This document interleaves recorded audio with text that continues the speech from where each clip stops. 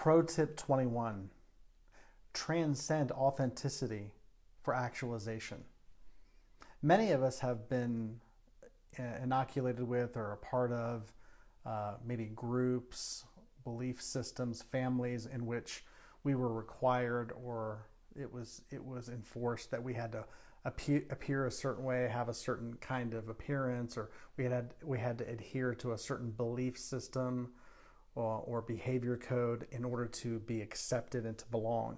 And if that's been your background, if you've come from maybe a religious group or family or society that really enforced conformity, then for many people that are in that, they really develop a strong desire to be authentic, right? Because that suppression of what we're feeling and suppression of what we may want to do leads to this real desire for liberation, to be free of those constraints and to be authentic, right?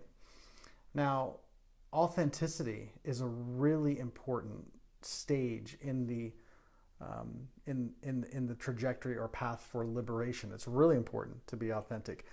When we are in an authentic space, it allows us to feel what we're feeling without judgment or fear of repercussions or rejection or being ostracized. But this is the pitfall, and this is where I want you to listen in really closely here. I've seen so many people get stuck in this space of authenticity, right? Because for many people, they think that being authentic is to be real. That's what it means to be real. When you're authentic and you're real, that's the height of human progress. And I just want to tell you today, that is not the height of what it means to be human. That is not the end of liberation. That's actually just the starting place, right? Authenticity is really important, but how many people are authentically struggling all the time? How many people authentically are riddled with anxiety? How many people are authentically struggling with anger and rage and can't get over their past and has all these different issues going on constantly? And people wear that as a badge, almost to feel good about what they're going through. And sometimes we're attracted to people who are quote unquote authentic, that talk about how real the struggle is, because it helps us feel that we're not alone in our struggle. And that's beautiful, that's great. But let me encourage us, don't stop there.